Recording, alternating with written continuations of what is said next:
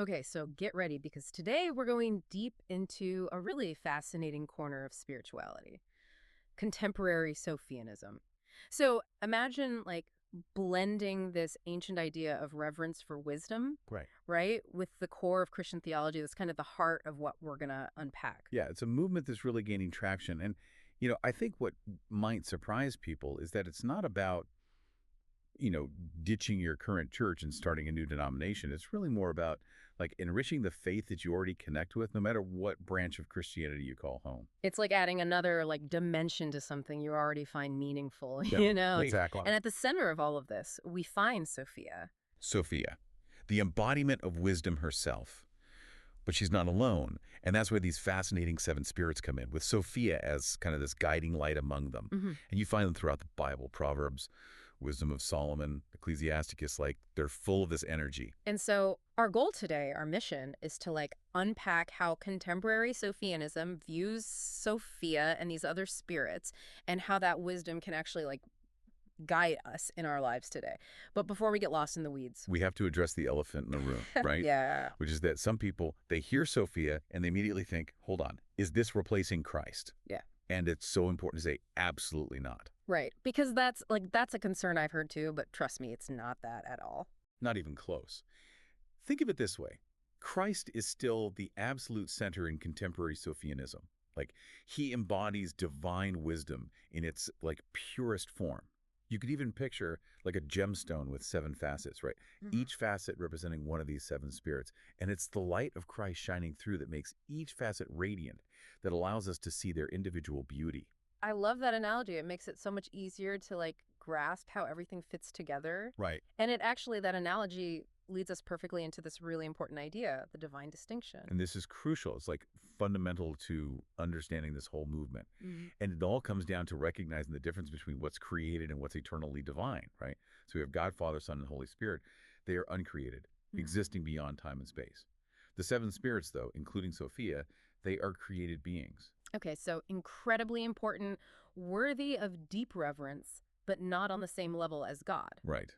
It's like you wouldn't confuse an angel with God. Right, exactly. And so, like, holding on to that distinction, that divine distinction, it helps avoid so much confusion. Like, for example, I know some people, they hear about Sophia and they think, oh, is she like a fourth part of the Trinity?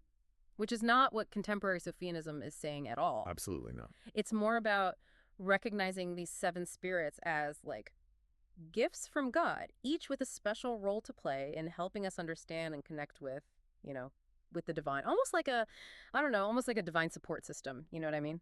I love that. Yeah. Like a divine support system, absolutely. So are you ready to meet the team? I'm ready. Let's meet these seven spirits. All right. First up, we have the Holy Spirit. As you might expect, he's the divine member of this group, empowering all the others. He's like the unifying force. And imagine the color violet royalty transformation. That's the energy the Holy Spirit brings. Yeah, that makes sense. And then we have Sophia, our leading lady, all about guiding us to the truth. Her color is indigo. It's deep, mysterious, kind of like the vastness of the cosmos. Yeah, it's a really beautiful way to picture her wisdom for sure. Next, we have Bina, the spirit of understanding. So she's all about clarity, right? Helping you connect the dots, seeing the bigger picture. Her color is this like beautiful light blue, expansive, like a limitless sky. Okay, I love her already. And then there's Etza, the spirit of counsel. She's your go-to for guidance. If you're wrestling with a tough decision, she's the one you want on your side. Her color green, symbolizing growth and stability. It's so true. And then we have Gabura, the spirit of might. So if you're ever feeling discouraged or facing some kind of huge obstacle, Gabura is there to like infuse you with courage. Her color is this powerful yellow, just like the sun, radiating strength. Okay, so that's 5. Who are the last 2 on our roster of spiritual allies? All right, so next we have Daya, the spirit of knowledge. She embodies that burning curiosity, that thirst for knowledge, for illumination. And her color is orange, like a flickering candle flame. Always seeking, always searching. And finally, we have Yara, the spirit of the fear of the Lord. Now hold on. Before anyone listening starts getting nervous, remember what we were talking about earlier. It's not about being, like, afraid. Exactly. It's not about terror, not at all. Yeah. It's about having this deep reverence and respect for God. Like, think about it. Yeah. You wouldn't tell inappropriate jokes in front of someone you deeply admire, right? Right, yeah. It's that sense of awe and profound respect. Her color is red, signifying a grounded passion for the divine. Okay, so there you have it. 7 spirits, each with a totally unique role, but working together in perfect harmony. And their wisdom, it all flows from God, ultimately. It really does. It's about tapping into that divine wellspring and allowing it to flow through you. Now, we've met the whole crew, but I'm feeling really drawn to learn more about Sophia. What do you say? Let's get to know her a little bit better. Oh, I think that's a fantastic idea. She's a fascinating figure, full of mystery and depth. I have a feeling you've got some good stories about her. I gotta say, getting ready for this deep dive, Hmm? I found myself, really drawn to Sophia's story. Yeah, She's just like this figure, shrouded in mystery. totally. It's like she has this, like, ancient wisdom Yes. that just it speaks across like millennia, and Yeah. when you start digging into the biblical texts, her presence just like pops out at you. It totally does. Like, take Proverbs, for example. Mhm. There's this amazing line in there, "The Lord possessed me in the beginning of his way." Wow. I mean, Sophia was there at the dawn of creation. it's like she embodies the blueprint of wisdom Yeah. itself. And it's so cool how Proverbs, it doesn't just tell us she's there. Right. It like paints this picture of her, as this like welcoming hostess. It's such a powerful metaphor. Right. Like, she's not this distant, unapproachable figure. She's inviting us all to this, incredible feast, right? This feast of understanding. Yes, exactly. And what I love about it is that it's not just some like airy-fairy concept of wisdom. It's Oh, like no. she's offering us, Practical. yes, practical guidance, like how to actually live our lives, how to make make decisions that are actually in line with what's right. Think about Proverbs too. Yeah. Like, it's basically a handbook for Right. ethical living. Yes. It's like infused with Sophia's like guiding hand. Exactly. Exactly. So, okay, so how do we tap into that wisdom today? Yeah. Is it just about, cracking open these ancient texts? Yeah. Or is there more to it? Well, studying them is definitely a good place to start. Immerse yourself in that wisdom, and let it speak to you. Yeah. But contemporary Sophianism also really emphasizes practices like prayer and meditation. Always remembering, of course, God is the ultimate source. Exactly. Yeah. It's about approaching Sophia and the other spirits with reverence. Yeah. Asking for guidance, but always our devotion is to God. It's like they're guiding us toward that divine light, Yes. right? So, Huh. okay, we've got this biblical foundation. Mm-hmm. We're starting to understand Sophia's role, like how does this all Yeah. fit into the broader Christian, landscape? It's such a great question. And goes back to what we were saying earlier. Contemporary Sophianism, it's not about abandoning your current faith. Right. It's about enriching it, no matter where you come from, Yeah. What denomination you're part of. It's about adding this beautiful layer of depth and nuance to your spiritual understanding. It's like discovering this a hidden passageway in a cathedral you thought you knew, leading to this whole other chamber. Oh, I love that. Right. That's beautiful. Of awe and wonder. Yeah. But while contemporary Sophianism, it does seek to complement those existing traditions, Mhm. it's also important to highlight, where it differs from other schools of thought that might sound similar. Yeah. So what are some of those potential points of confusion? Totally. So one example is Russian Sophiology. It's a beautiful tradition, Mm-hmm. but they tend to view Sophia as part of the Godhead itself, Mm-hmm. whereas contemporary Sophianism, holds on to that divine distinction. So Sophia is revered. She's incredibly important, but she's a created being. Right. Not on the same level as God. It's about maintaining those boundaries Absolutely. while still appreciating, her profound significance. Exactly. What else should we be careful not to confuse? Yeah, what else? Another big one is Gnosticism. Okay.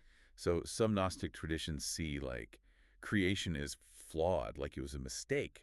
Whereas Hmm. contemporary Sophianism is no, creation is inherently good. Yeah. It's a beautiful expression of God's love. It's a much more, optimistic view. Totally. Right. Yes, it is. Embracing the inherent goodness of the world around us. Exactly. And speaking of embracing goodness, you had mentioned St. Augustine earlier. Yeah. I think it's so interesting how his writings, even though he was from, the early church, Mm-hmm. have this surprising resonance with contemporary Sophianism. Oh, that's right. Because he made that distinction, right, between the created and uncreated wisdom. He did. He totally did. And it aligns so beautifully, with what we've been talking about, this divine distinction. It's almost like contemporary Socianism is like picking up these threads, these ancient threads of thought, and Yes. like weaving them together in this really new and fresh perspective. It's like a tapestry of Yeah. wisdom. It's been Yes. passed down Yes. through generation. Yes. I love that. It's like this tapestry of wisdom, and we're reinterpreting it for today. Exactly. And that's what makes this so compelling, right? It's not just about like preserving the past, but about finding these new ways to like access that wisdom Yeah. and apply it today. I love that. And we've covered so much ground today. Yeah. Like Sophia, her fellow spirits, the role of Christ. That's a lot. It's a lot, but in a good way. Like it's sparking a real sense of like wonder for me. Me too. Me too. Yeah. You know. As we kind of like come to the end of our deep dive here, I think it's really crucial to like bring it back Yes. to you, Yes. to our listener. Yes, because we've explored this world, right, of contemporary Sophianism. We have. We've met Sophia, Yeah. our fellow spirits. Right. We've traced these threads of wisdom through Yeah. history. Yeah. But now comes the really exciting part, which is what resonates with you. It's not just about like listening and absorbing, but like how are you going to take this out into the world with you? Exactly. So as you reflect on like everything we've talked about today, like what we have a question for you.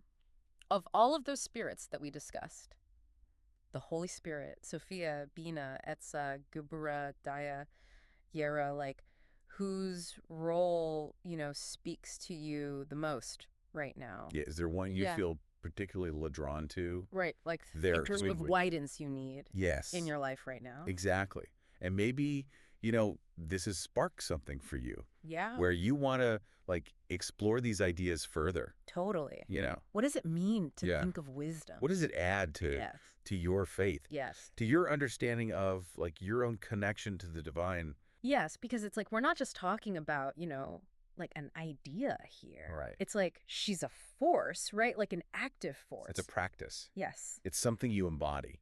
And so, contemporary Sophianism, it invites us to to think big, to engage with these ancient ideas in a modern world. Yeah, and to see the relevance Yes. for our daily lives. Yes. And who knows, maybe by like tapping into this lineage of wisdom, you'll unlock these like new levels of understanding, new levels of connection I love that. in your own spiritual Yeah. journey, because ultimately that's what this is all about, right? It's like opening ourselves up to, new ways of like experiencing the divine, Huge. deepening our faith, Check- and ultimately living more, wisdom-filled lives. Beautifully said. So until next time. Yes. Keep seeking, keep questioning, Keep diving deep. keep diving deep into those mysteries of faith.